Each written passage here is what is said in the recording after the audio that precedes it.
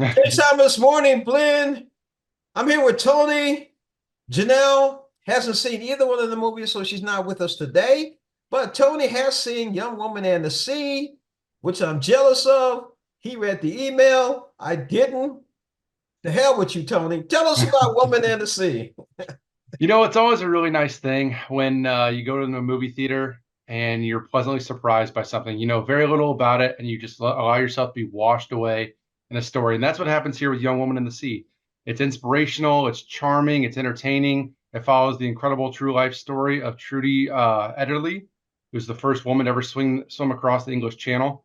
Which, if it sounds familiar, there was a movie kind of dealing with swimming here recently, but this is definitely not the same film.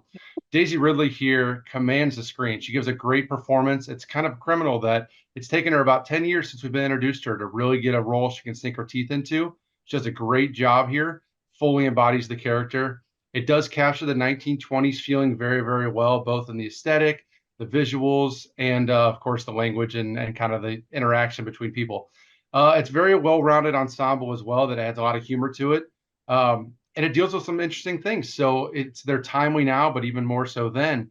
Misogyny talks about women not being allowed in the sports world, and it's really big on female empowerment. I know some people are going to say, "Oh, it's Disney being woke again." It's not. This is a true story and true things they face. Sure, there are a few things that they add for dramatic effect, but it's your typical sports movie, sure, but it's elevated. And another reason it's elevated is because of the Joachim Roning's direction here.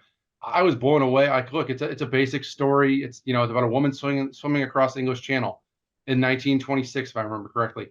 The direction here keeps you on the edge of your seat. You feel like you're right there in the water. And afterwards, I'm like, I wonder if this director has some big things up his sleeves for what's coming up, and he does. So there's a reason for that. But I allowed myself to be kind of washed away by this one. I walked out, smile on my face. Definitely recommended. I know you probably haven't seen anything on TV about this one. Disney hasn't been marketing that as much. This one is definitely a fun trip to the theaters for sure. How would you rate it? I give it a 4 out of 5. I think, like I said, no one really knows about this film. There's a chance that I'm talking about it right now, and you're like, "What's that movie?" You don't even know what it is. I'm telling you, this is going to be something that people are going to see, and word of mouth is going to spread.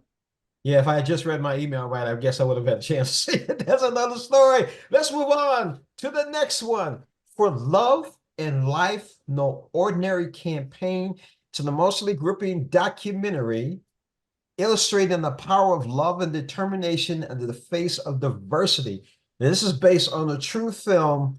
It's Brian Wallach and his wife Sandra, and on his journey of ALS diagnosis at the age of 37, directed by Christopher Burke and produced by Tim Rummel and Christopher Burke.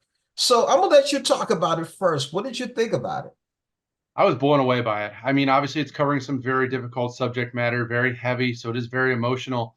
But the way it goes about it, so yes, we're introduced to Brian Wallach and his story, which is, of course, kind of the center of the film, but it's by no means the central focus. We see people that have passed away from the disease. We see the family members that are dealing with the loss. We see the struggle they have for funding, the struggle they have even for recognition, and it really is an incredible tale. Obviously, I knew about it. I think all of us know ALS. We all remember the Ice Bucket Challenge, I think, for the most part. You will learn so much from watching this, not just about the disease, but just the obstacles they encounter, and that it is truly it's non-curable. It's a 100% terminal illness. But I Def mean, it's very emotional. You'll be taken through a whole wide range of emotions during this. You'll laugh, you'll cry, you'll be impressed, and honestly, you'll be even left with some hope. Definitely some hope. But the other thing that really bothered me was politics is always involved in everything. And for Congress to take so long to recognize what the situation was, and somebody had to actually get in front of them with ALS, seeing is believing, and finally for them to make a move.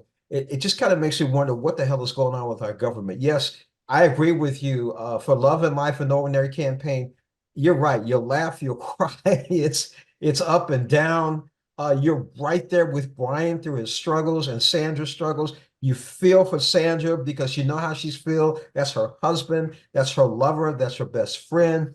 We're not going to give too much away. It's by Amazon MGA Studios, Lima Charlie Production, in association with the Chan Zuckerberg Initiative.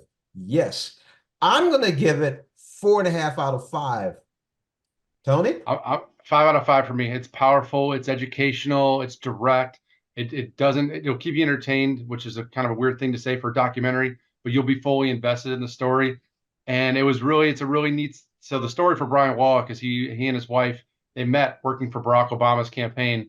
So of course, the former president does make an appearance as well, which was neat to see and really kind of invested in their story. But I urge you strongly to watch this documentary on Amazon Prime Video. There you have it, folks. That's what's happening this weekend. Have a great weekend. For Tony, myself, and Janelle, have a great weekend. Thank you for watching Morning Blend.